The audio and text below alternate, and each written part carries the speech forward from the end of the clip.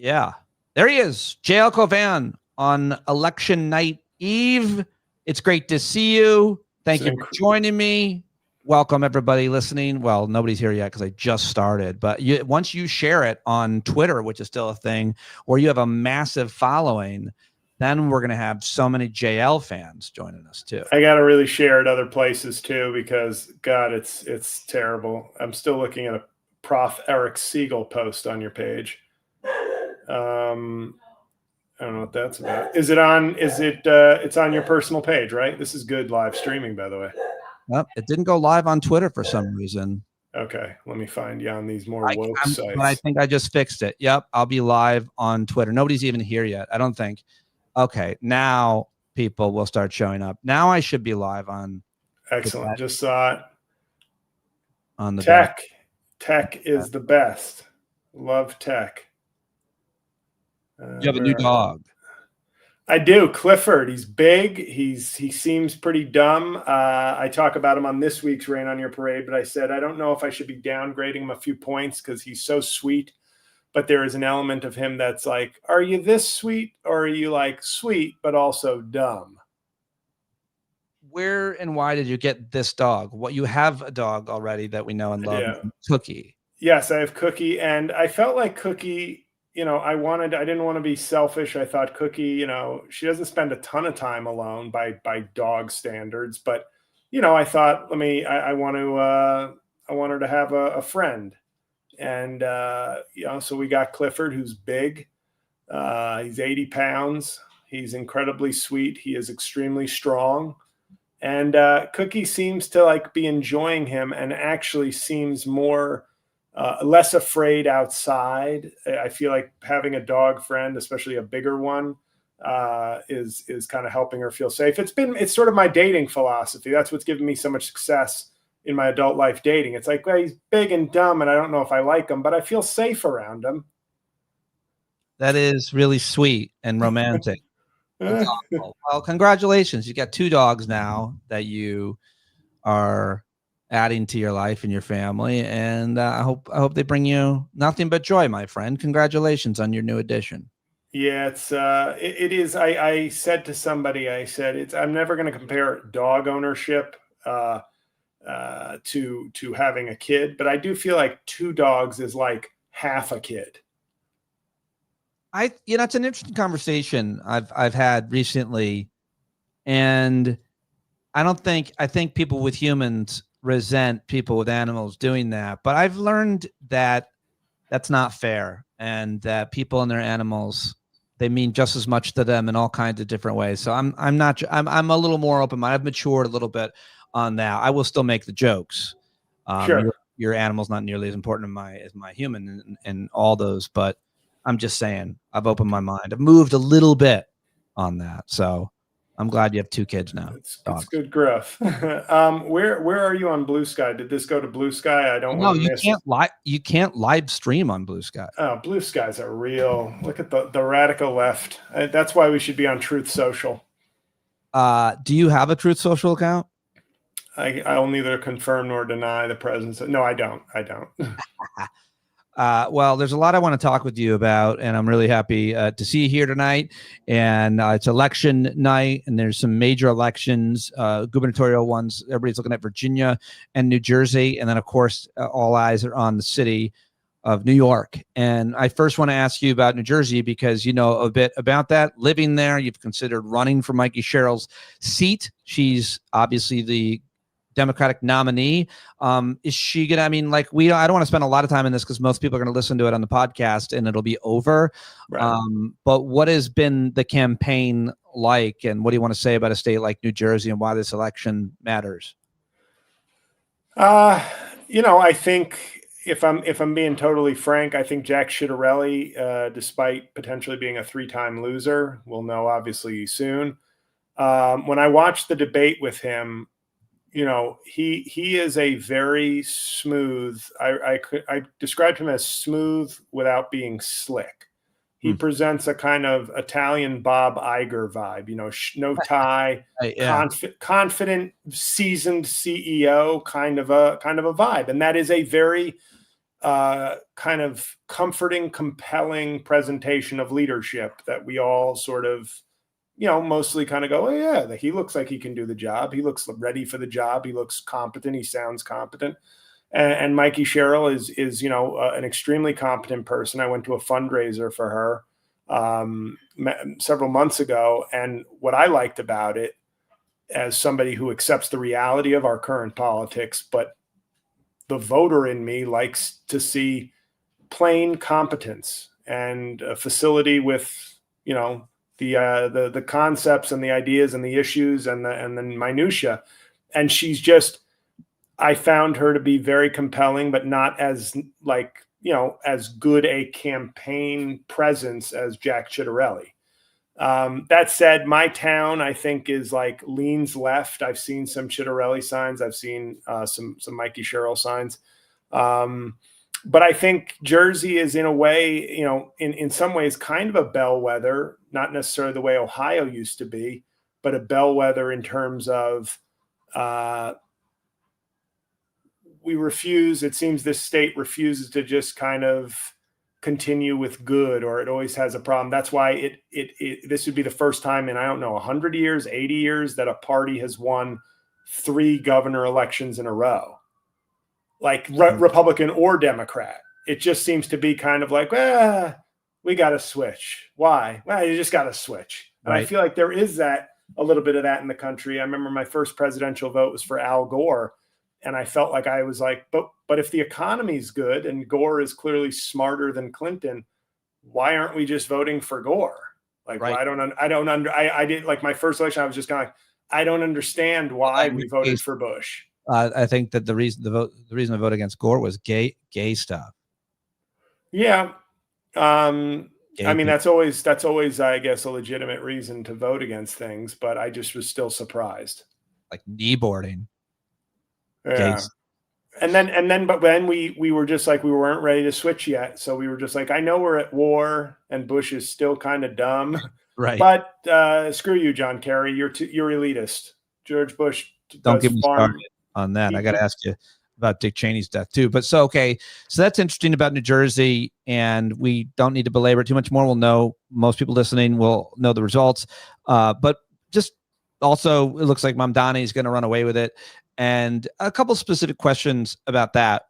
A lot of kind of center left, third way types and others are making the point, your John Avlons and others are making the point that a Mamdani win will give Republicans and Trump an amazing hammer for all the rest of the Democrats. And if you really want to take back the Senate or the House or win nationwide, you have to allow other candidates to be more centrist, or more importantly, if you elect a guy like this, you allow them to paint everybody else like a democratic socialist. So that's one argument. I wanted to see what you thought about how accurate those type of arguments are. If you elect this democratic socialist, Democrats across the country will be bludgeoned with him and his policies. I thought that during the primary. That's what I thought during the primary. And I say this on this week's Rain on Your Parade, which comes out Thursday. But I said, I have been the Democrat that stood by the Democrats and have told my progressive friends, not quite shut the fuck up, but hey, your guy lost. It's now time to vote for the Democrat who won. And I would be quite hypocritical if I didn't say, hey, your centrist guy or your more moderate guy lost. Shut the fuck up. Vote for the guy who won. If the Democratic Party seems to have this, it is a big tent.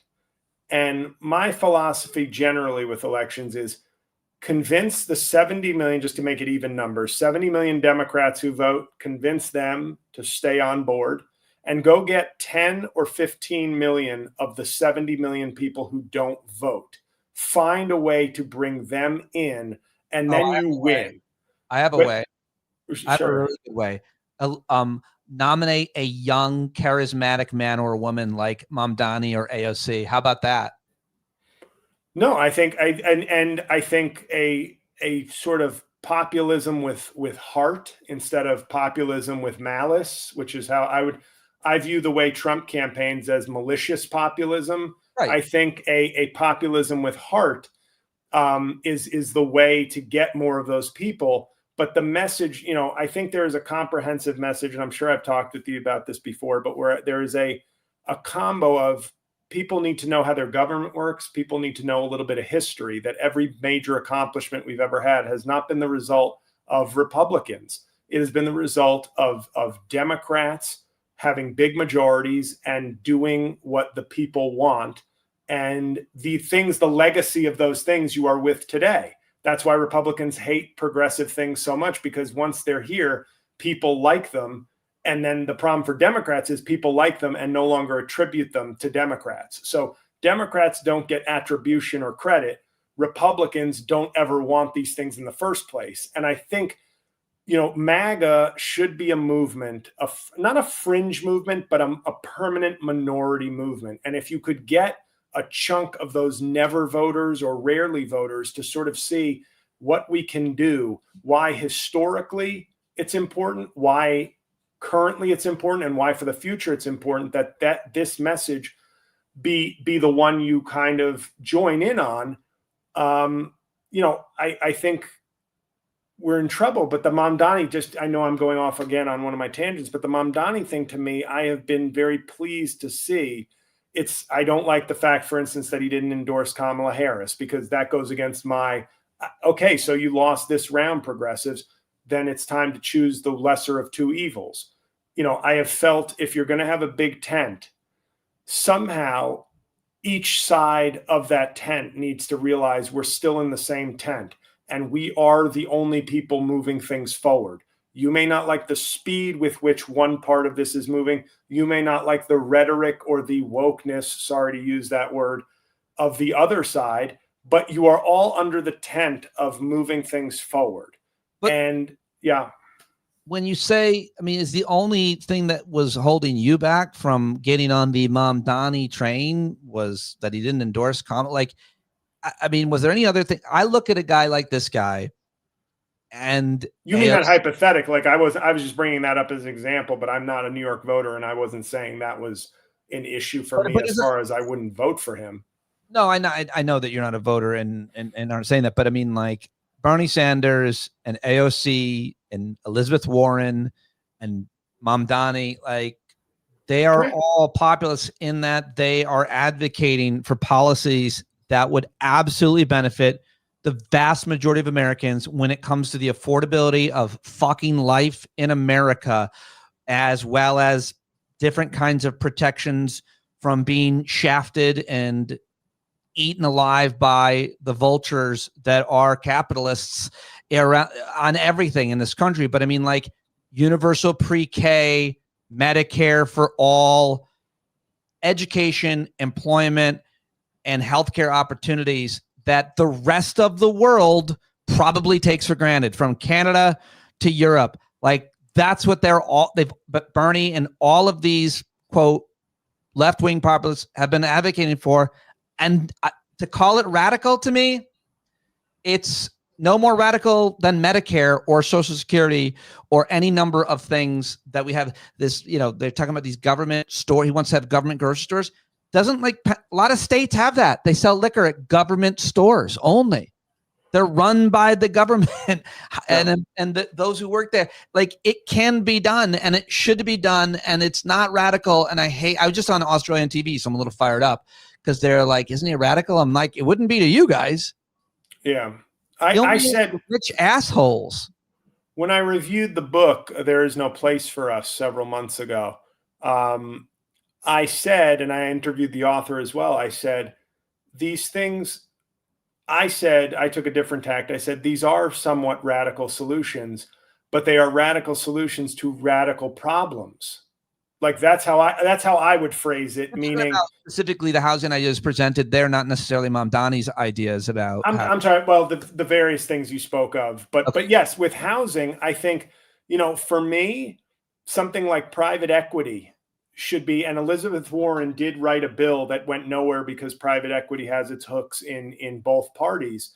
But, I think private equity should have very little role, if any, in medicine, in housing, And in education, like public education. I was going to say media, but you can't really stop that because they've helped destroy they've helped destroy journalism. But when people's homes can be sold underneath them because you're allowing private equity to buy up, like the ethos of private equity is make money. No, like I don't care what happens to the product. I want to make money.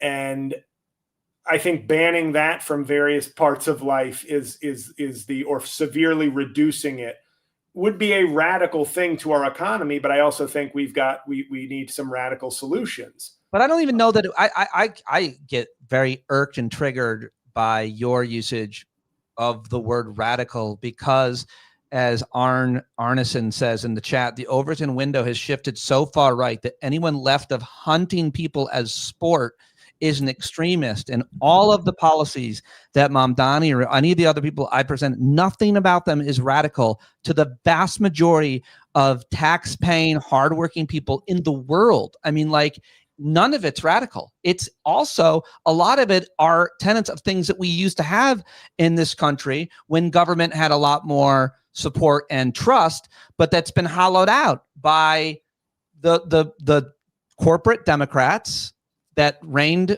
for years, and obviously the right-wing, quote, free market capitalists, which, by the way, have never been for free markets. Right. They're always rigging whatever industry they are working in against the vast majority of the rest of us. They don't want free markets. If they want a free market, they wouldn't be subsidizing oil. Like, it's all obvious. It's so transparent how radical they are and what they've done to our lives to fucking privatize everything that had any public benefit.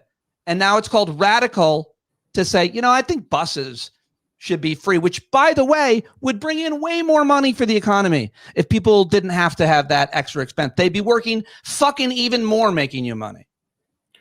I understand. I understand the distinction or the difference between calling these things radical. I'm saying, obviously, where we, when we've slid so far, you can call it bringing it back to normal or bringing it back to where things are. But the effort, the Herculean effort that will be needed to get it to where it should be, will feel radical, even if it isn't. I agree with that. And I am. We've all played a part in this. Not me. I vote every time, but I feel like when you see a third of the people in this country don't vote, basically, like even on a presidential, like you just take the presidential election, and one party doesn't care, does not mind that at all. In fact, they prefer it. That's a really heavy lift to have to. But sorry, I mean, again, Australia has compulsory voting. You have to vote by law. Okay. If you did that here, it'd be radical. But if you wanted to go short of that, just make voting easier. Well, that's why I thought under COVID, it was both enlightening and disappointing to see, if people could just exercise their most important right from home doing nothing, millions more will do it. That's both. Hey, then we should do that. We should have everybody be able to vote by mail, vote by, I don't know, we come up with a secure app or something. But at the same time, it is distressing to think, wow, if it's not super easy, we lose 15 million people. And I know people can make all sorts of arguments, like somebody is working, somebody to make it convenient. I get it. I'm all for making voting more convenient. But I can't help but look at that and still go, well, geez, not everybody who voted in 2020 that didn't vote in 2016 or 2024 was simply because they were at wit's end and had no other option to vote because their time was so consumed. There had to have been many, many people who are just like, it's not that important. But if you make it incredibly, you get what I'm saying? Like, I get that it should be easy. I'm all for that. But if we're just looking at it, taking a step back, it makes me go, how many people care about preserving this? How many people care about fighting for this country?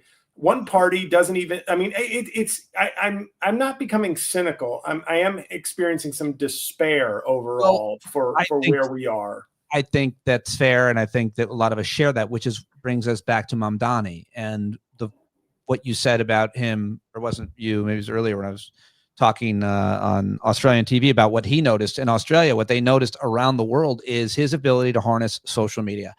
I firmly believe that but he's also and to give him credit, I think he's engaging, he's energetic, he is giving the right kind of righteous positivity, and if you don't like him, you don't like him. But like, I'd say somewhat neutral if I can be objective, maybe not neutral, but I look at him and go, I like it. He seems smart. He seems upbeat. He seems like he's fighting for people. But he's people to the people that you're saying, are too cynical or ignorant or whatever, they're unengaged. He's bringing them in, both with his ideas, which would help a lot more people, but more importantly, with his style, social media, fucking prancing up and down Manhattan and every other borough, showing up all over the place and becoming kind of a celebrity, and for all of the right reasons, because he's a fighter, because he cares, because he's hilarious, because he's thoughtful, because he has nuanced ideas and thoughts. You can't, soundbite the guy very easily. And I think that he's bringing a lot of people in. I think that AOC has done that. I think other people do that on the campaign trail. New York is a pretty specific and special place. Yeah. And to be able to do what he's done is something that only a young person running for office, maybe in a place like that, can do. But I think he's a generational talent. Yes, I agree. And I like AOC. AOC has grown on me. I will say this, when it comes to Bernie, I saw some clip today, and obviously things can be clipped, but I feel like Bernie, maybe Mamdani and AOC, it's kind of like a Goldwater versus Reagan. Like, the one guy creates the movement, but it isn't the person who can actually bring that and encourage people to join it. It takes somebody with more telegenic qualities and more communication skills, and maybe that's what we're looking at on the left. Maybe Bernie is the Goldwater of social democrats, and Mamdani and AOC could be the Reagans. But I saw a clip of I just feel like Bernie, though, is one of his, I don't know, deficits. I'll put it that way, is like, he's very committed to, it feels like, to keeping race out of things. And I feel like that's the blind spot for him. That is his Achilles heel. And maybe he believes it. Maybe he's being true to himself. Maybe he's not playing politics. From Vermont. I mean, and he's super old. But there is this element of, like, when you're talking and saying 90% of whites in Mississippi can't be racist. And you go, yeah, probably not. But I also go, probably plenty of them are, though. I don't know why we have to. I absolutely think that he has a blind spot, and it's, and we can criticize him for a lot of other things, as well as, the whole Hillary thing and a lot of other things as well. He also grew up in Brooklyn, so I shouldn't say just from Vermont. So, I'm not sure exactly what the excuse would be for a blind spot on race, but he is the godfather to this generation of the movement. But again, I've never thought what Bernie thinks and says has ever been that radical. I live in a completely different Overton window. I know most people don't, but I've watched politics and covered it for a long time. I've also seen and think a lot about other countries and what they do, and have understood what we have done in the past and how things were a lot worse in a lot of ways. You had children working in mines. You didn't have health care for the people who needed it the most, older folks, and any number of other labor protections and environmental protections. And we're trying to get rid of everything good we ever did, and we're doing a pretty goddamn good job at it. And in the meantime, people lose faith because there's no accountability for all the shitty things that have happened, which bring me to Dick Cheney. Yeah. No accountability. He should be sitting in prison, and yet he somehow, at the end of his life, found a sliver of redemption by coming out against Trump. And I'm not giving any of it, because I also argue, and have been, that he paved the way for Donald Trump. So I would also say, much like his gay daughter, perhaps Trump going after his daughter. Once again, the You only Republican. care about Republican empathy is, did it happen to me? Which is, of course, not empathy. Or someone in my household.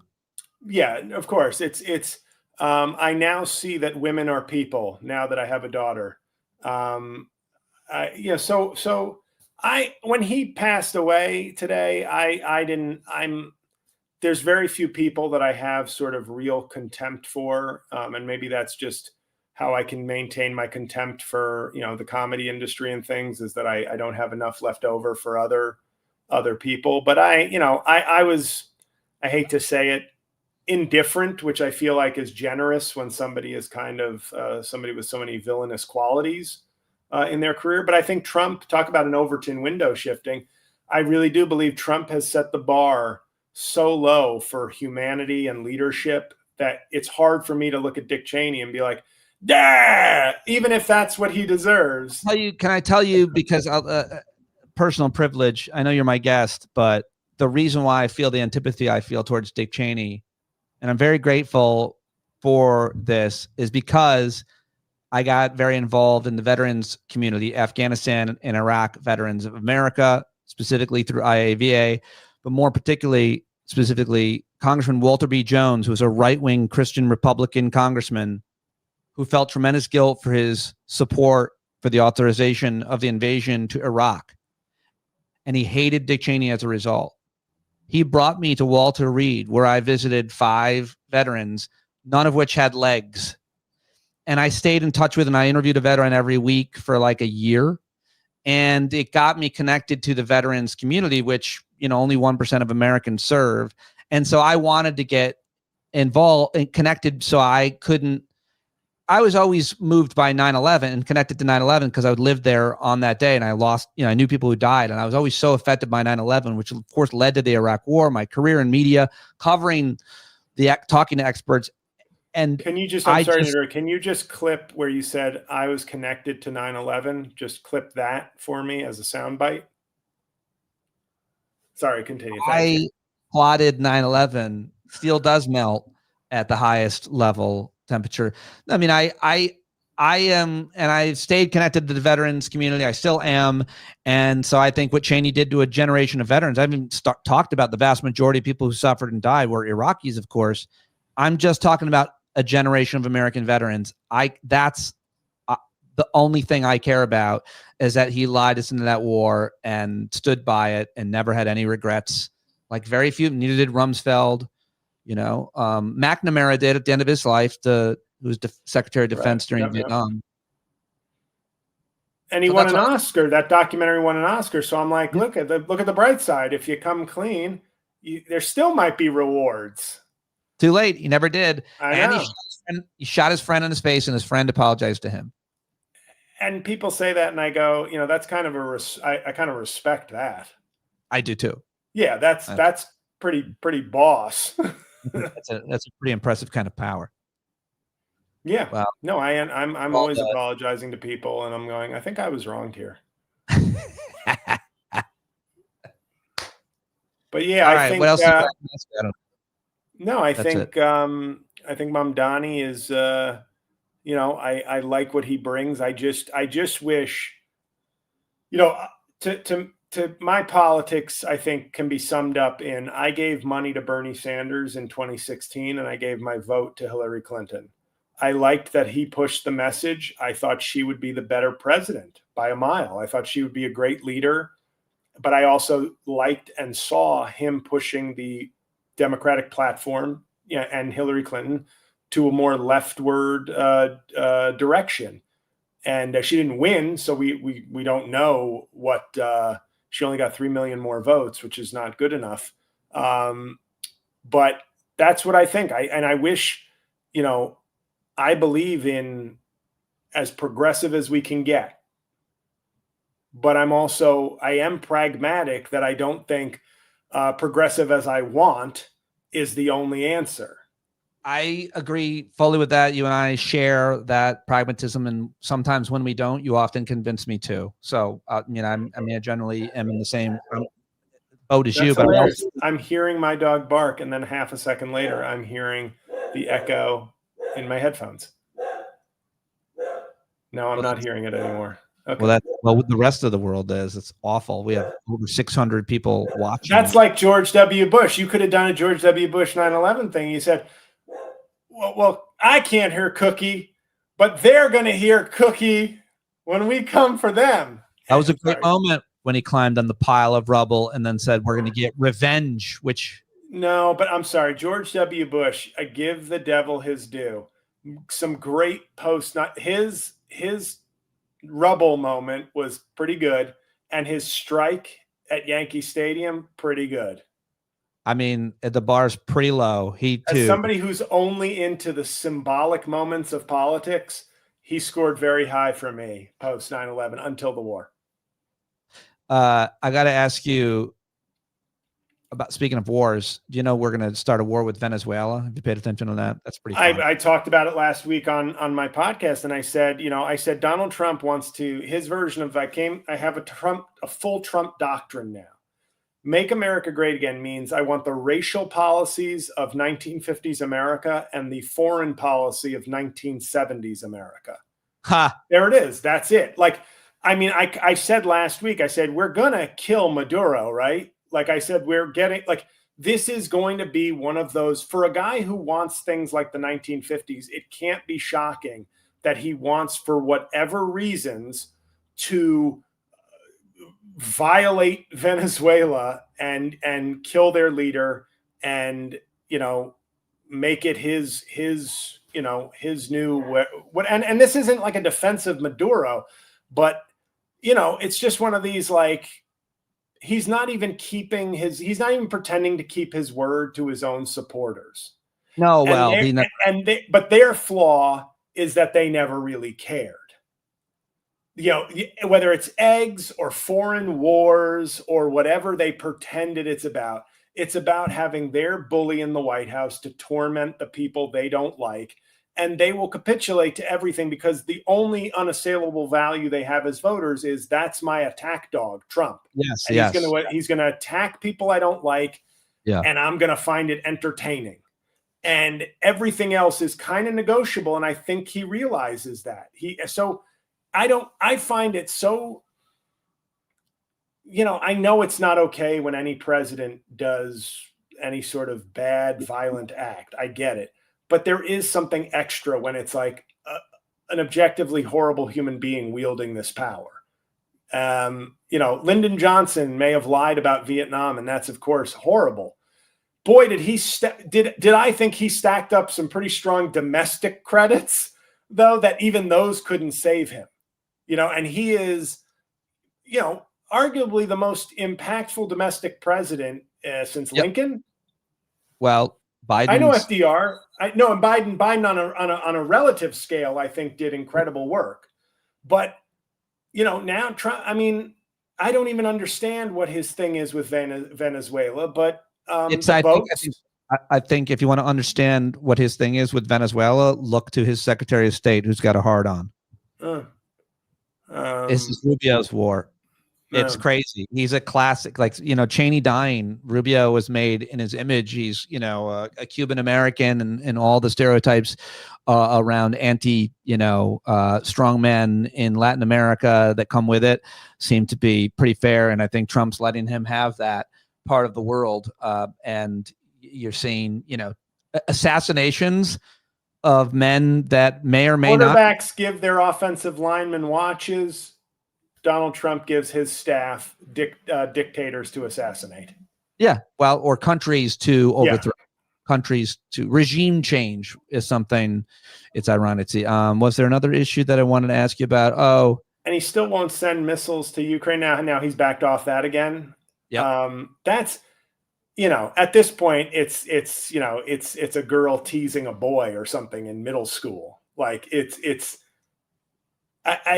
I can't believe, like, I genuinely can't believe this man is president. I'm sorry. I know that's such a fundamental, basic complaint, but it's like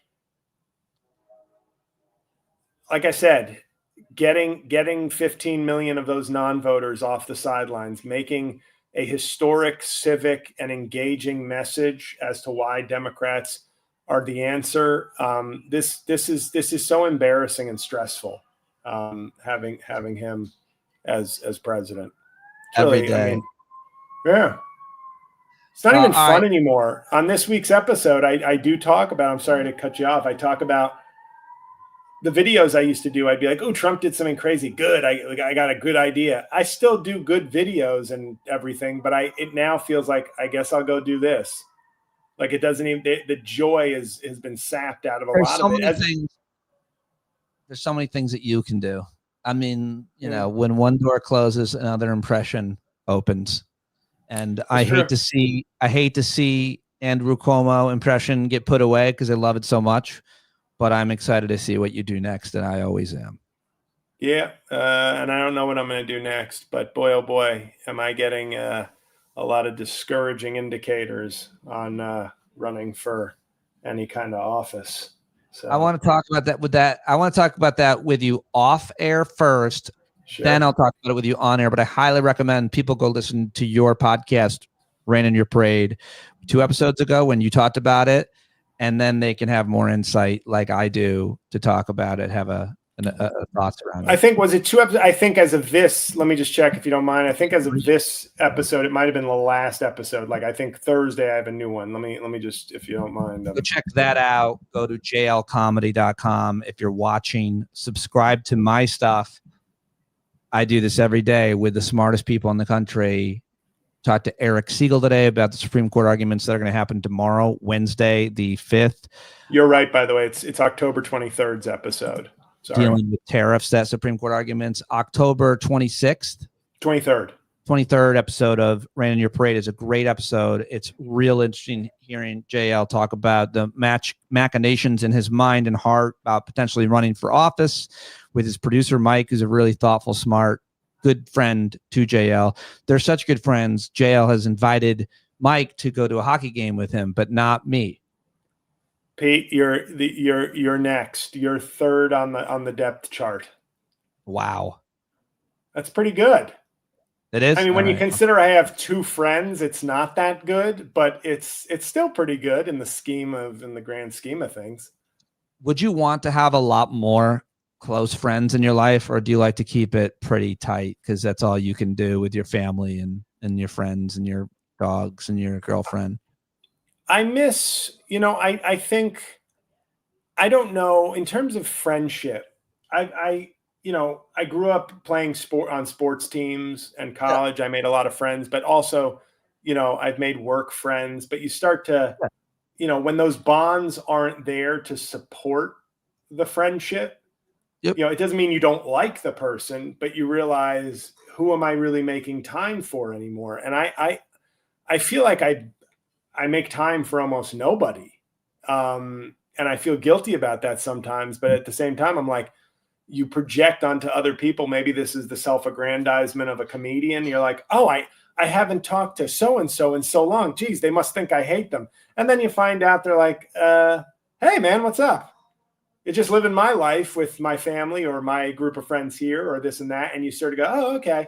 And then sometimes maybe you're neglecting people that you should be in more contact with. But I just feel like, I really, by this time in my life, wanted one job, whatever that job was. And I still feel like I have 2 jobs and not enough time.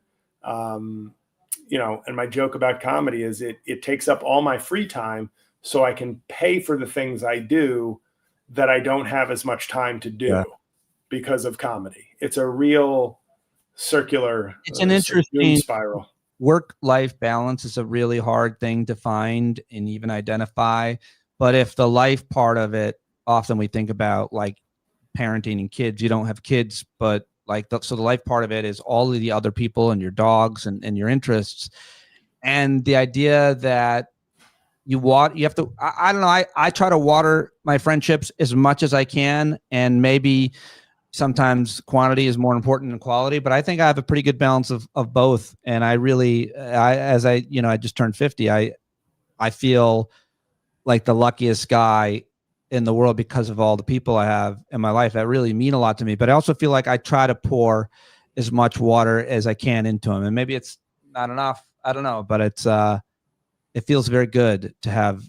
But I think people have limits. Like, I think a lot of people are like, I don't want that many people in my life. I don't want to worry about that many people. I don't want to show up for that many people. I don't want them to worry, or so it's different. It's an interesting conversation, and it's no judgment for anybody. But No, and I think what I've had to deal with in a weird way is I have too many people, and this isn't about any one person, but I feel like I have too many people in my life on a shallow level where, like, right. I wish and I think that's the nature of social media, of comedy, of different things, where Right.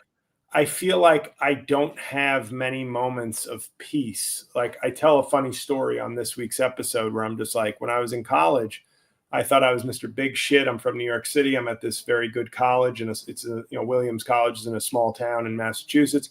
And I remember going to a Friendly's, and we're having dinner, and it's a bunch of us, and I'm looking around going, my God, I feel so bad for they live here. They live in this little town. And it sounds funny, but as like a 20-year-old, you're like, I mean, I'm just here to like get my kick-ass diploma and then go conquer the world and go back to my capital of the world hometown of New York City. And you're here in a fucking Friendly's, you small town loser. Springsteen writes songs about you sad people. And then I got to like 40 and I said, my God, I want to live in a small, quiet town. Yeah. I want that. Yeah. Where like all my time is my own, and then I can nurture and choose and grow the important things and the shallow shit and the pithy. I'm not talking about saying good morning to a neighbor. I like that shit. I wish more people said good morning and hello when you walk down the street. But in terms of like my time, like, can I read without getting 3 emails from some people and 4 texts and 2 cameo requests? Like, can I just have... And now I got old and I go, there is nothing but being alone in a small, not alone, but being in a quiet existence seems like a blessing. It is. I think it's a really interesting observation that you're having. It's a conversation about the seasons of life. I got forced into suburbia way too early. My career was on fire. I was a hot New York City comedian. I was literally exactly where I dreamt of being. It took me 10 years to get there. I got there. I'm performing at all the comedy clubs. It's all I wanted. And then I'd find out and become a father. And we got to move out. After my daughter was, 2 years old, Val got pregnant again. And it was like we had to move out because we had 2 kids. For those first couple of years, granted, I still commuted in New York. I had a hot shot job at SiriusXM, but I felt like a number on a street in suburbia. And it took a while, but man, did I adapt and like really. And now that my kids are grown and, I'm separated, divorced, it's like I'm finding that peace that you're talking about. I was at the lake today for an hour in the middle of the day on a Tuesday, and I feel rich. Just ogling the high school female crew team in your local town. I hear you. I hear it. I see the peace. I hear it. Wait, what happened? I was just thinking about whether or not to admit the grain of truth. I don't mind running outside and seeing all the other beautiful people also running. Oh, yeah. I was thinking that all I noticed today was this one attractive woman who ran past me and smelled great, but she was with her boyfriend. And I ran faster to catch up with them for only one reason, which was to decide if it was a mismatch. Sure. No, when I used to run before I just got type 3 diabetes, my run times in the city were like directly proportional to how warm is it? How crowded are these New York City streets? It's like, is that, on a winter morning, it's like, who's that lumbering heavyweight wrestler? And in the summer, it's like, was that Usain Bolt who just ran by us? God, that guy's impressive. Is that a Sasquatch or a Carl Lewis? So the other, I mean, I just think I just think that's important. I think that finding that at whatever point in your life is, like, a lot of people really do want to get to a little bit more quiet in their life in general. And I think that's a very important place to strive for. And when you can get it, really sit in it and take advantage of it. The other thing is I went to the park last week, Rockland State Park, which is my favorite place where I live. I have a bunch of favorite places, but that's one of them. And there was a cancer walk, breast cancer, because it was October. And so I went to run my 3.5 miles, and the path was fully taken by all these women who were raising money for breast cancer. And I shit you not, when I figured out that was the deal and the path was all taken up, I said this, ugh. Yeah. I can't run because all these women here are raising money for breast cancer, and they're literally in the way. So I waited till it finished. Luckily, there wasn't so many women raising money. If there's ever a Tate McRae concert near you, that'll be some run. What is that? She's like a hot young singer who, whenever I have been around, like, I have randomly come into the city 2 times in the last 3 years during Tate McRae concerts at Madison Square Garden. And my original joke was, is there an OnlyFans internship seminar, or is it a Tate McRae concert in town? You're saying that when she's in town, every girl, and I'm just going to say this, let's just be careful. Every 18 to 24-year-old is in like knee-high boots, tiny skirt. Like it's like the uniform of this singer. And it's I didn't realize it the second time I was going into the city. I was just like, what is going on? I'm an old man, but I'm not a dead man. What is happening here? Why is and then I was like, oh, there's a Tate McRae show here. And they all try to like dress like Tate McRae before her concert. It's very culty and kind of in a hot cult kind of way. Right. When you start talking about young women, I get uncomfortable. I do want to say shout out That's why I said 18. There's nothing wrong. It's legal. Shout out to Adam Sank, who's been watching and commenting on. JL and I are both friends of and big fans of the very talented Adam Sank, and he's been writing funny things. He's dirty. He's filthy. Anyway. Yeah. Anything I've said, any PG comment I made about Tate McRae pales in comparison to whatever Adam Sank is doing right now to pictures of People's Sexiest Man Alive that was announced today. He's one of those people that you follow or are friends with on social media where, especially on Threads, they feed you his replies. Adam Sank's replies to like anti-gay or just like religious right-wingers are worth threads to me. You should follow him on Threads and everywhere else and watch him. He's very funny. And I should get him back on the show. He's really good. Yeah. Big fan of Adam Sank. Oh, there you go, Adam. All right, JL. We'll talk again very soon. And I appreciate you stopping by and everybody stopping by tonight. Almost 800 people here. Wow. Oh, very cool. And that's just a live. Thanks for doing it live with me. Oh, yeah. Love Pleasure. you. By the way, I have one more thing. I watched Nick Fuentes and Tucker Carlson, about 90 minutes of it in like double speed, because like, that's how I watch stuff, or time and a half. It's fascinating. There is a huge cultural civil war in kind of the right-wing MAGA universe, and the most extreme white supremacists seem to be really dominating. And I mean specifically in media, but I think media on the right especially wags the dog. It does everything now, but it leads the elected politicians, whether you're Ted Cruz or JD Vance. Man, this kid destroys Tucker Carlson. And it's not like a contentious argument. It's just, you can tell which one of them is genuine and frankly more intelligent versus the one who's just faking that he's this Christian. Like, Tucker Carlson is so disingenuous, and Nick Fuentes really believes his shit. And more importantly, Fuentes is burning everyone down on the right, the commentators. And I believe that the young right is, and overwhelmingly people are following him because he is true to his white supremacy, white nationalism. And it's crazy. I just wanted to mention that and see if you had any thoughts about it, if anybody else does. No, I think, Like, we're only a couple of weeks away from somebody saying, will the left find its Nick Fuentes?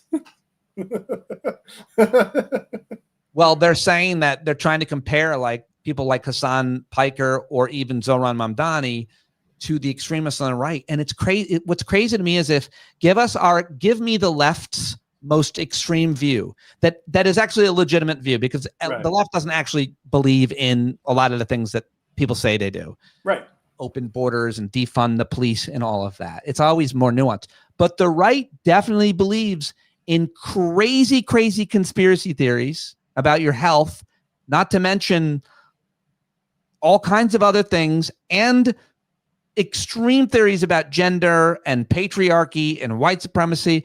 And like the left is like Medicare for all. It's not extreme. It's very, very common and like pragmatic government policy. It's I hate that comparison. I hate that. But that's the both sides thing. It's never been true, but it's always been a convenient, cynical way to appear sort of intelligent, of like, I think both sides suck. Well, the extreme, it's this flippant way of, like, I'm so tired of I hate to say it, Joe Manchin as the 50th vote from West Virginia. Love you, guy. Love that you're giving us control of the committees and everything else to drive the agenda of the Senate. Joe Manchin as random commentator who would rather, die in a nuclear war than give up the filibuster, who believes that like he's one of these bipartisanship is more important than getting things done. But I'm saying, no, he's not on both sides, but he is like, he's the person they trot out for the extremes on both sides are ruining things. He's like the fatherly or grandfatherly guy they wheel out now on news channels to make the kind of, here's somebody we all trust, Grandpa Joe Manchin. Well, luckily, he was on the Daily Show and Jon Stewart lightly roasted him, but he's like, what you say is common sense. Do you think everybody shares the same common sense? And I mean, Joe Manchin is the least impressive, political leader. I mean, that guy I think he's a hollow barrel. I think he's not principled at all. Like, I can't get with people who clearly. But that's why performative bipartisanship is his principle. Nonsense. Because it's like that looks like a principle. Yeah. I've said this. I talk about the filibuster where I go, the filibuster does two things now. And here's why it should be gotten rid of. It stops Democrats from doing things people want. And it stops Republicans from doing things that their voters want. And then you have a lack of accountability. You have Democrats being blamed by people saying, you don't do anything, okay? And then you have Trump. Trump wants to get rid of the filibuster, and I'm all for it. Because at some point, it would be nice for people to feel the full effects of the Trump presidency they voted for.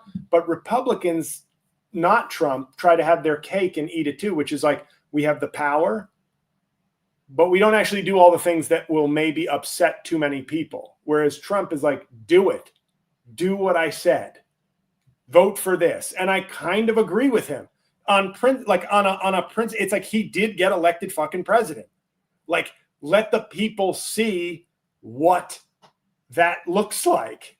In the first cabinet, in the first administration, people kept him from doing things probably unconstitutionally or illegally. And people were like, wow, aren't they heroes? And I was like, not really. Because now people will sort of think, oh, the Trump thing wasn't as bad as the liberals made it. Right. And now it's as bad, but it could be worse. And maybe there's a lot of voters and non-voters out there who, frankly and sadly, and this video clip from our last time together did big numbers on Instagram, where I was saying, I don't want this to happen. But if you're a doctor, you don't want your patient to have to go through chemotherapy or have an amputation or have a heart surgery.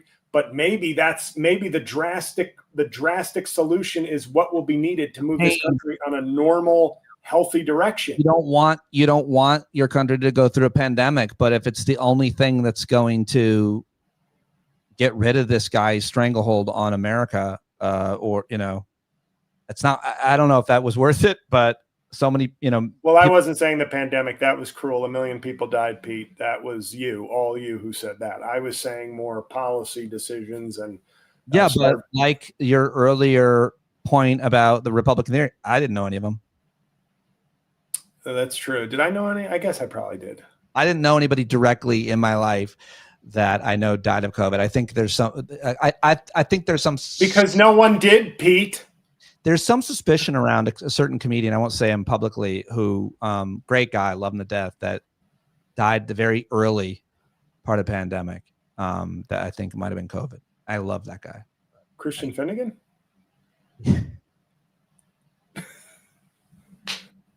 I just watched Christian Finnegan as Chad in Dave Chappelle's Chappelle Show, which is a sketch from, I don't know, over 20 years ago. I've never seen it. It was so rough. You've never seen it? Wow, that's a classic sketch. I know. The Mad Real World.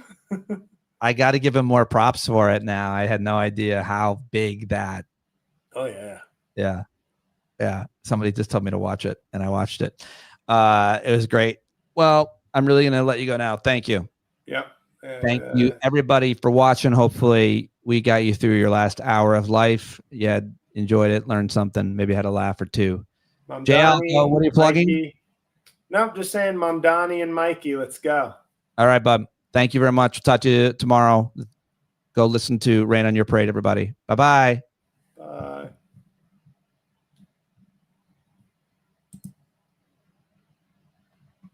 All right. Got it. Awesome. Thank you. That was great. I liked it. I like that talk. Sorry I talked so much, but it was good. No, please. I had a lot of things to say about Dick Cheney. I had to fill the Dick Cheney block.